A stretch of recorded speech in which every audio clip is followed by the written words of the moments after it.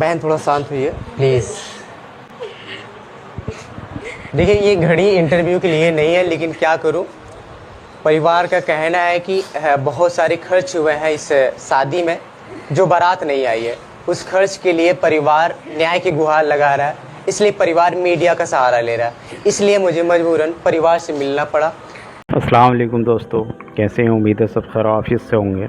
दोस्तों आप जो ये लड़की देख रहे हैं, इसकी बारात आनी थी, लेकिन लड़का बारात लेकर नहीं आया। घर वाले सारा दिन इंतज़ार करते रहे कि बारात अब आएगी, लेकिन उधर से शायद कोई कांटेक्ट भी नहीं हो पा रहा था और बारात का कुछ पता नहीं चल पा रहा था। लेकिन एंड टाइम तक इंतज़ार देखते रहे और बारात नहीं आई।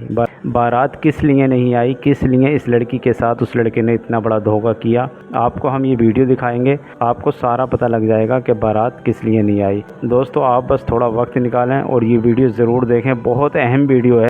आइए चलते हैं वीडियो की तरफ। अभी मैं जनपद जौनपुर में हूँ, मेरे फ्रेम में एक बहन को देख रहे हैं आप। इस बहन की शादी 21 जून की होती है, लेकिन सारी तैयारियां होती है जिस प्रकार से एक शादी में होता है। पिता अपने सारी कमाई लगा देता है अपनी बेटी की शादी में, कि मेरी बेटी की जो शादी होगी, जो मेहमान आएंगे उनकी सेवा में कोई कमी ना हो, इसलिए अपनी पूरी ज़िंदगी की कमाई लगा देता है अपनी बेटी की शादी में। लेकिन ऐन वक्त पता चलता है रात में कि बेटी की जो शादी जिससे होगी दूल्हा, वो बारात लेके नहीं आया। अब पता ये चलता है कि दूल्हे की जो डिमांड रहती है दहेज में, उसे क्रेटा गाड़ी चाहिए। अभी फ्रेम में मेरी ये बहन है, इनसे बात करता हूँ, क्योंकि बहन का रो का हाल बहुत बुरा हो गया है। और एक कहावत समाज में कहा जाता है कि जिस दुल्हन के हाथ में मेहंदी अगर ज़्यादा लालिमा देती है तो उसका पति उसे बहुत प्रेम करता है। लेकिन आज वो बात पूरी झूठी निकल गई। लाली तो चढ़ी है हाथों में, लेकिन पति इनका सोहर इनको लेने नहीं आया, इनकी शादी नहीं करने आया। इनसे मैं बात करने की कोशिश करता हूँ। बहन बहुत सदमे में है। क्या नाम पड़ेगा बहन? नुसरत नाम है। आप बताओ क्या हुआ था? शादी की मैरिज हॉल बुक हुआ था, वहाँ आप गए थे, उस रात क्या हुआ? मैरिज हॉल से शादी थी, उस रात तो शाम में हम लोग गए। मेरी दोनों बहन, मेरी एक बड़ी बहन थी, उनकी भी शादी थी। मेरी शादी एक ही दिन? जी एक ही दिन थी दोनों बहन की शादी। और जाके तैयार होके वेट कर रहे थे हम। एक बारात आई बड़ी बहन की, उनकी निकाह भी हुई और वेट कर रहे थे मम्मी पापा दूसरी बारात की तैयारी हो गई थी, लेकिन दूसरी बारात नहीं आई। 12:30 बजे उनकी माँ और भाई बहन भाभी आई थी, लड़का नहीं आया था जो हमारी बारात थी। दूल्हा नहीं आया? जी दूल्हा नहीं आया।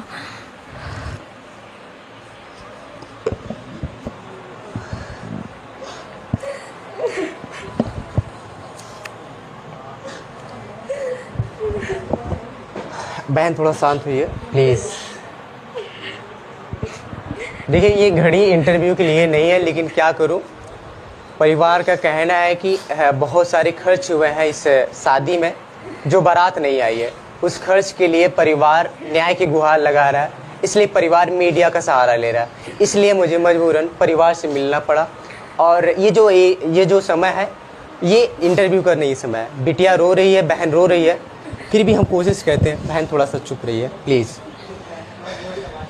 आपकी होने वाली सासू, आपकी ननद आपके पास आई उस मैरिज हॉल में, तो उन्होंने क्या बोला था? जो मेरी सास थी होने वाली, वो मेरे बगल में बैठी थी, मुझे दुपट्टा उड़ा के मेरे पास बैठी हुई थी। जब मेरी बड़ी बहन की विदाई होगी तो रूम में सब एकांत हो गया, सिर्फ मैं बैठी थी। तो मुझसे वो बोली कि मुझे मेरे बेटे को कार चाहिए, तभी मैं अपने लड़के को बुलाऊंगी निकाह के लिए। उस वक्त मैं कुछ नहीं बोली, नहीं कुछ नहीं बोला उस वक्त मैंने। पिता को पता था? नहीं, पापा को नहीं बताया मैंने। पापा को कैसे बताती, मम्मी पापा की वैसे भी तबीयत खराब रहती है। कर्जा लेके शादी दोनों बहनों की है, वो खुशी से इंतज़ाम किया, और ये सब सुनने के बाद कैसे बताती उन्हें। मैंने वो भी बर्दाश्त किया था। सासू से आपने नहीं कहा कि आप एक एनी टाइम यानी ऑन द स्पॉट आप डिमांड कर रही हैं और ये पॉसिबल नहीं है? दहेज मांगने वाले जो मुँह खोल देते हैं वो अंदर से अच्छे नहीं होते हैं, इसीलिए मैं चुप हो गई। उस टाइम कुछ नहीं बोली मैं। अच्छा, इसके पहले कभी चर्चा हुई थी बहन? गाड़ी उड़ी? नहीं, कोई नहीं थी। मांग ही नहीं था। बहन मौके पे सब कुछ उन्होंने किया। अच्छा बहन, ये दहेज ही हो सकता है क्रेटा की कुछ और भी पीछे इसके रीज़न हो सकता है? नहीं, ये नहीं बता सकती मैं। सब कुछ सही था, तो सब कुछ अच्छी तैयारी चल रही थी, लेकिन बीच में ही ऐसा हुआ, दहेज की मांग करते हुए ऐसा हुआ। अच्छा, आपके होने वाले शोहर का क्या नाम? अब्दुल कबीर। अब्दुल कबीर। अच्छा बहन, एक जैसे शादी के पहले बातें चर्चाएं होती, फ़ोन से आजकल बात होता है, तो आपने बात किया? नहीं बात किया था, नहीं किया मैंने।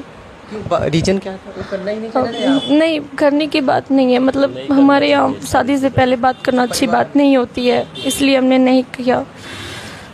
तो फिर आपने सासू से कुछ ये बातें बोली, क्रेटा गाड़ी चाहिए इसलिए दूल्हा नहीं आया, अगर आप गाड़ी दोगे तो फिर दूल्हा आएगा, तो इसनी बात बोल के फिर वो चले गए कि वहाँ पे थे? नहीं चले गए, फिर नीचे आ गए थे जी। तो आपने ये बात अपने परिवार को बताया? नहीं बता पाई, हिम्मत नहीं हुआ बताने के लिए, बस रो रही थी, तो मम्मी पूछी क्या हुआ, मैंने कुछ नहीं बोला। तो अभी परिवार से कुछ बात हुई है? अपने पिता कुछ बात किया अपने परिवार से, उनके परिवार से? नहीं, इसके बारे में नहीं पता। तो दहेज के लिए आप क्या है, समाज के लिए क्या राय है? मैं चाहती हूँ जहाँ दहेज की मांग हो वहाँ ना किया जाए शादी।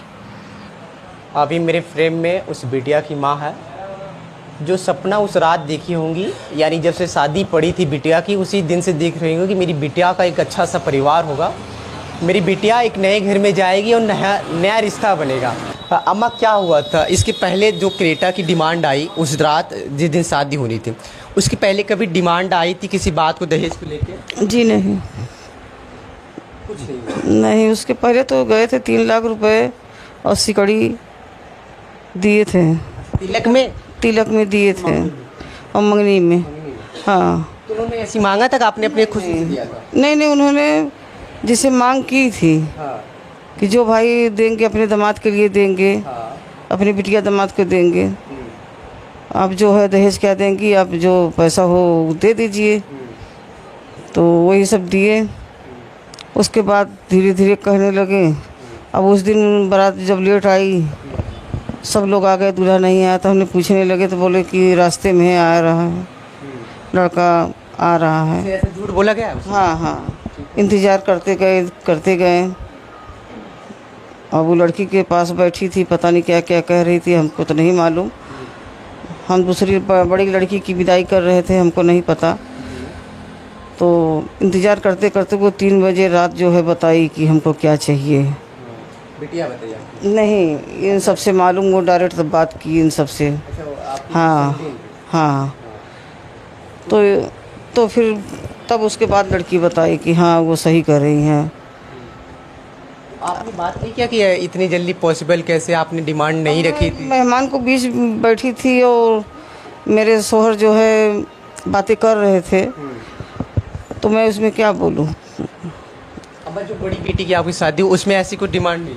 नहीं, कोई मांग नहीं था, कोई मांग नहीं था। जैसे हमने शादी चाहा वैसे किया, अच्छे ढंग से हुआ। और दोस्तों, उम्मीद है आपने मुकम्मल वीडियो देखी। दोस्तों, आजकल लोगों को हो क्या गया है, क्या चाह रहे हैं? दहेज के खातिर, एक कार के खातिर लड़के ने इस लड़की को इतना बड़ा धोखा दिया।